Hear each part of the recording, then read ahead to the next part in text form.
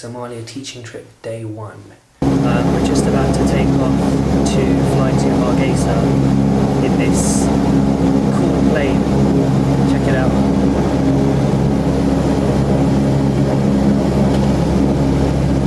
It's the closest we'll ever get to a private jet.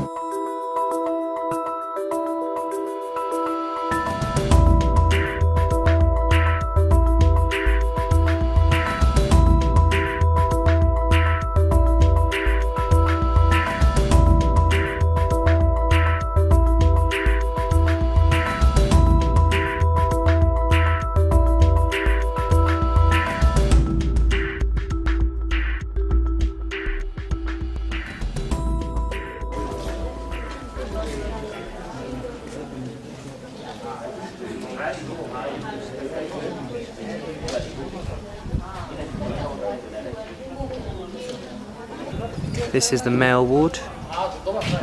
This is kind of the other side of the male ward.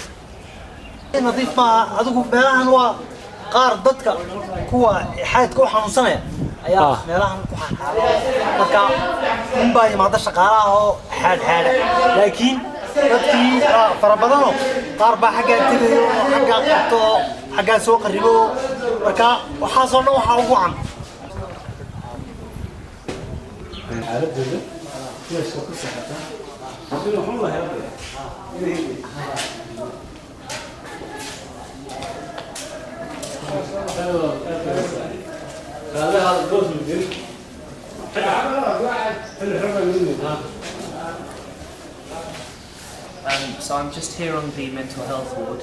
This is the male side.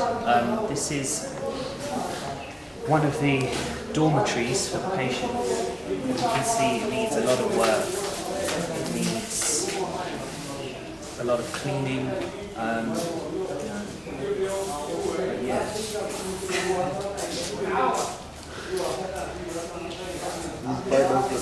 This is the ward. Do you think there needs to be more cleaners? Yeah, a lot more clean. You need a lot more cleaners.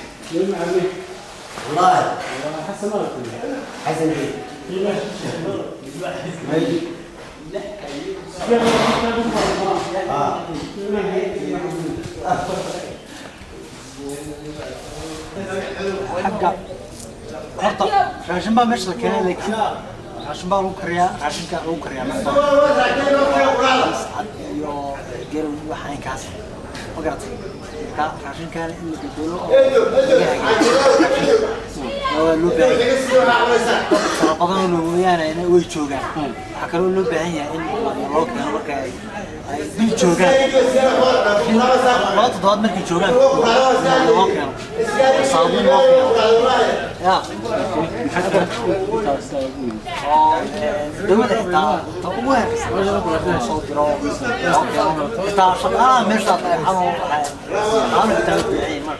So this is the electricity section, and here we have a lesson going on, teaching them a course so they can work as electricians.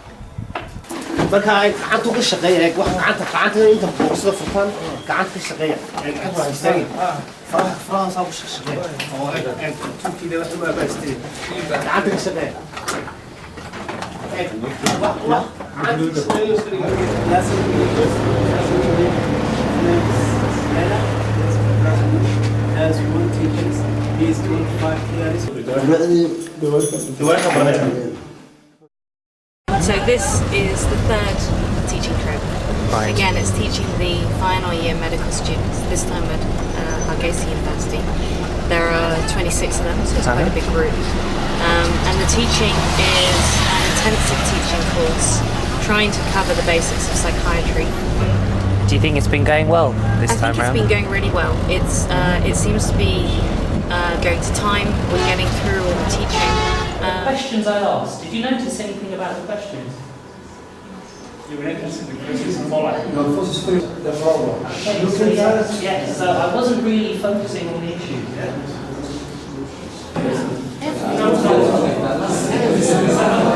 As for doing this teaching, this would be a really good opportunity for you to see how it works. Okay, so we shouldn't keep. The head of the university, Dr. Deria, he came and picked us up himself. Now that is commitment, mate. I'd never see the Dean of Kings doing that, to be honest.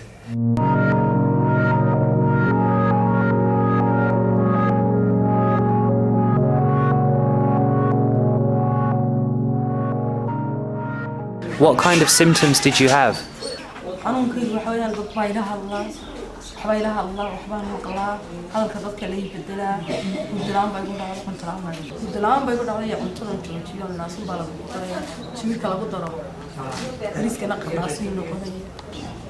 what kind of diagnoses do they have? Do you know? It's a different diagnosis. Yeah. In some patients, psychotic illness. Psychotic illnesses. Some patients of depression. Depression. PTSD with psychotic.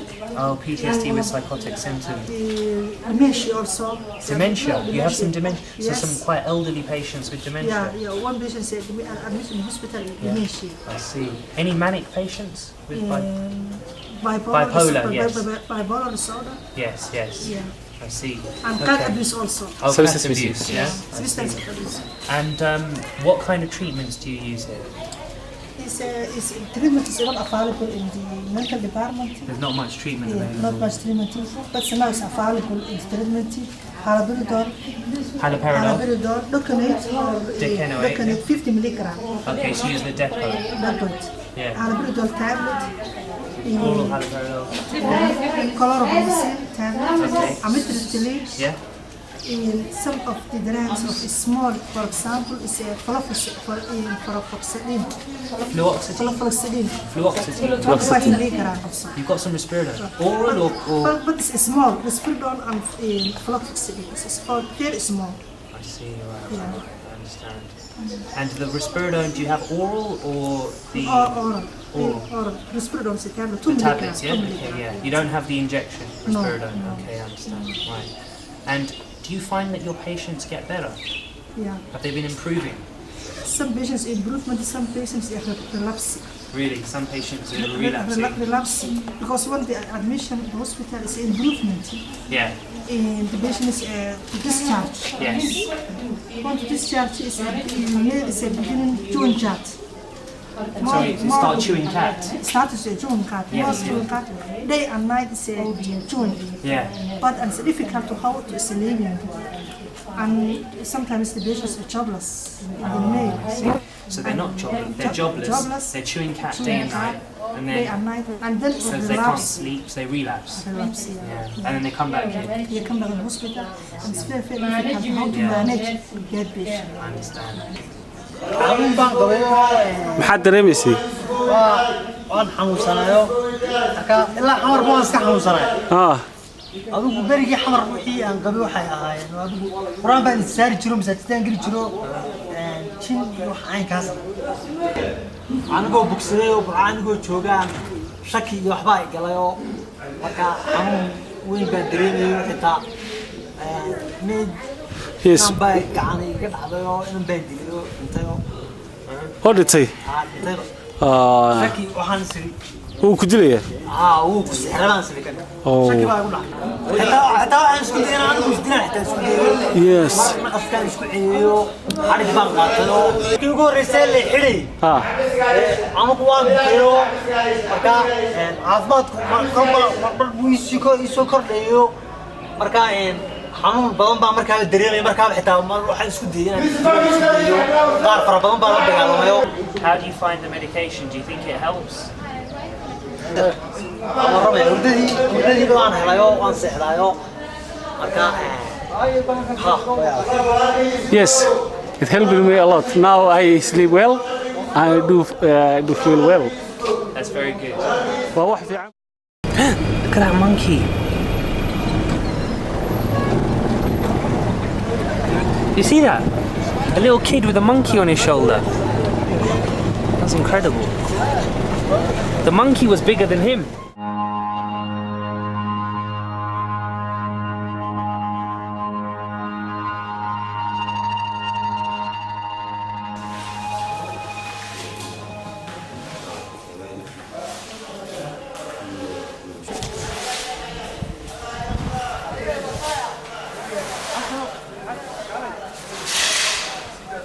What about the use of chains? Were you ever put in chains when you were on the ward as a patient?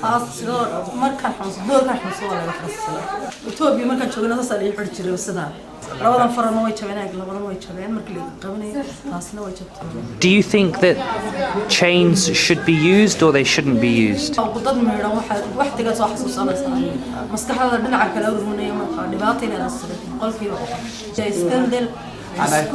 Do you think they should stop using chains?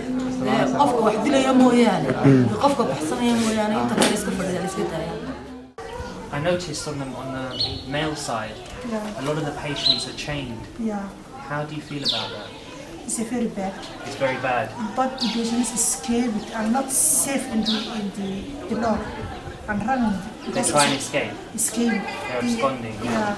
Staff. Patients Assuming, attack. yes. The patients will attack staff. Okay, right. And in some stuff is blind now.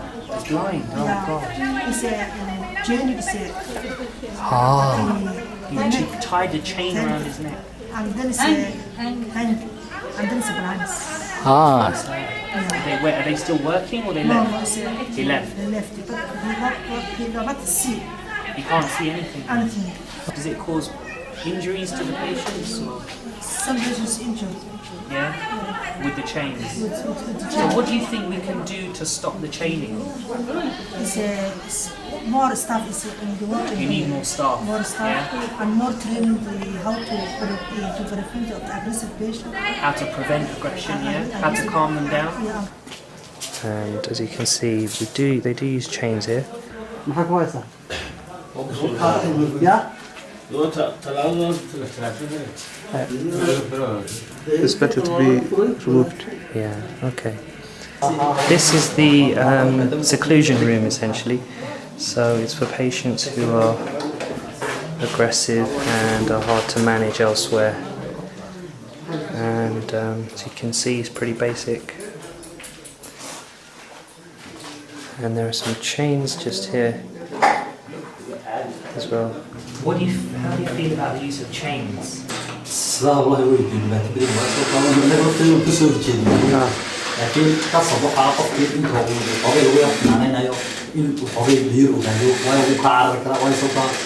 adduunka qofku feeling markuu helo iska joogay laakiin Soomaalida waxa ka xoog badan charge badan marka wuxuu ilaa dad wax kasta siiso isma taagay ilaa uu dawada ku dhaco marka inta dawada ku dhacdo qasab weeyaan Yeah, unfortunately the only way they can manage it is by chaining the patients. It's tragic.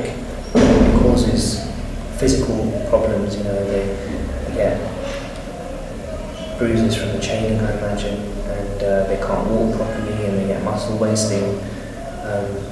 But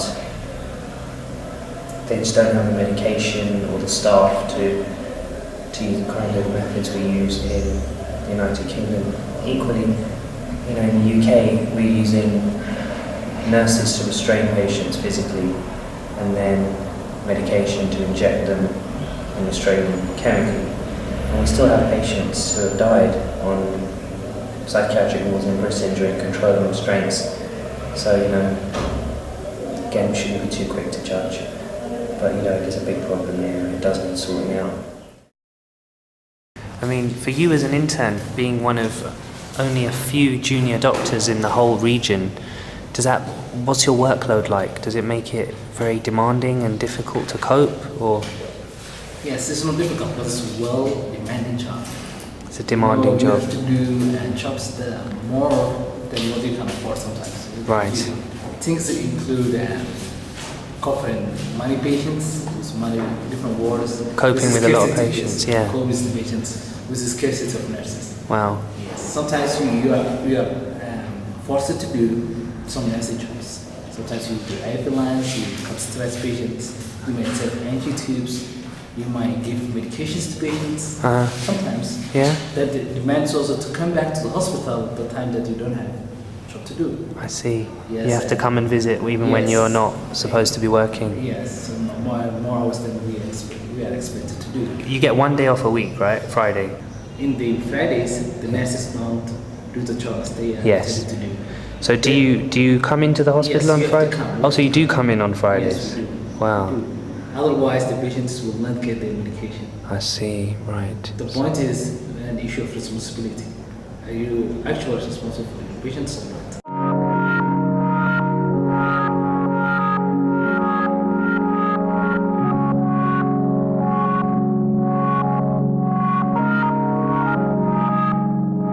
So, what does your job as a faith healer actually involve?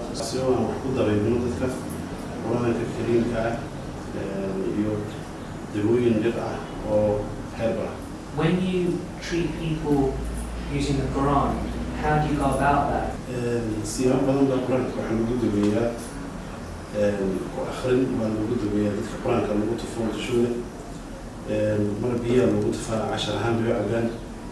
مروى القرآن تنوي عبان وخد كان نسميه فتحة برانكا خد كان نسمينا وحنا كنا مختار قرب دوين حيل بلا من كيده مهمة أو نقول قياس نقف حمصني وحي على حساب.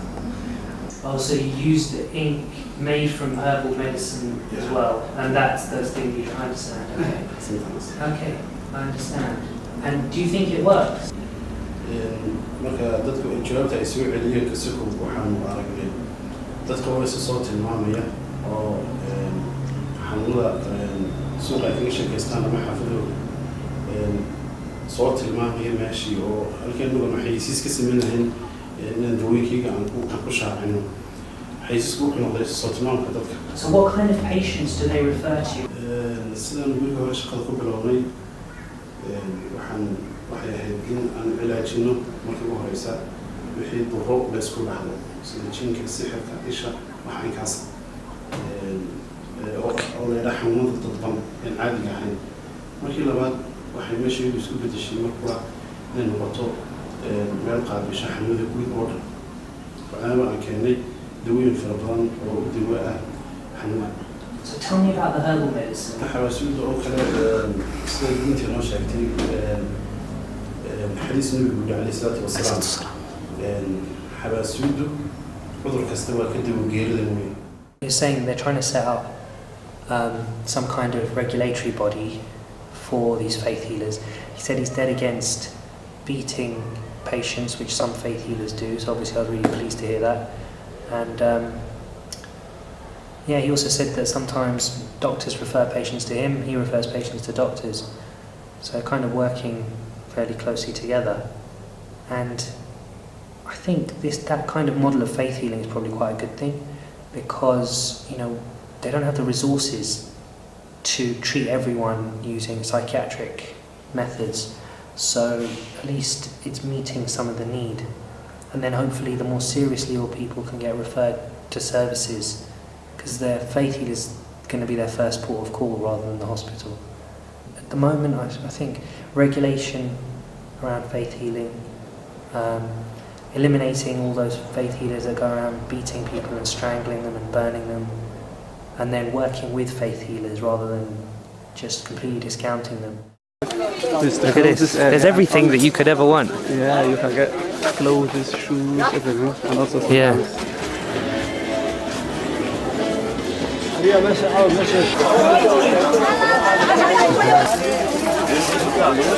How much? How much? 3.5. 3.5 each. Yeah. Okay. What about if we do 3, 4, okay, yeah. $8. 8 for 3. 1, 2, 3. 9.5. Now, what about 9? 9, yeah? 3. هذاك which is it? You go. Come on. هذا هي.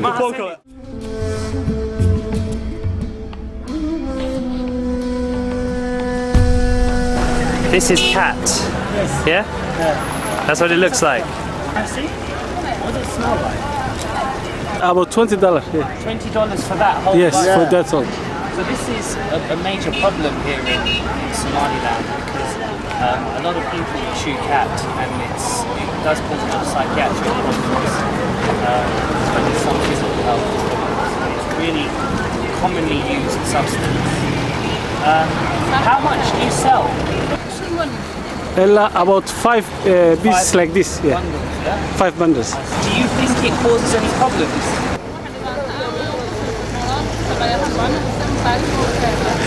So I just had a chat with a lady who sells khat on the roadside.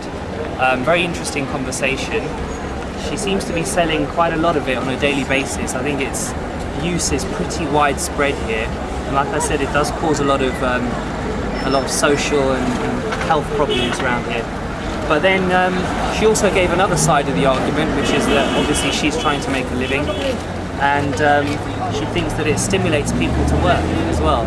I don't know how true that is, but yeah, it's fascinating. And it's, you know, there's one, she's selling khat just here, and actually 2 minutes away there's another guy selling khat. So you know, there are khat dealers dotted all over the place.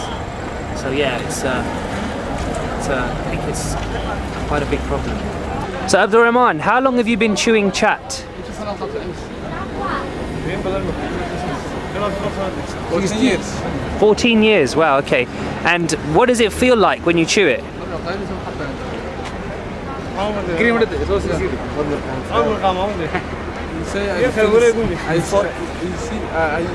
feel relaxed and happy. If you feel relaxed and happy? Yeah. Does it make you stay awake? Sometimes.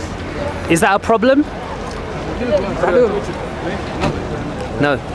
Have you ever had any bad consequences from chewing khat?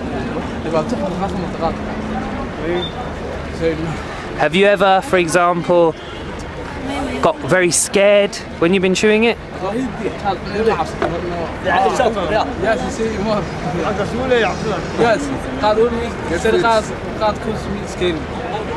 Khat makes him feel scared. And does he ever feel paranoid? So that sounds quite bad. So why do you still chew it? Because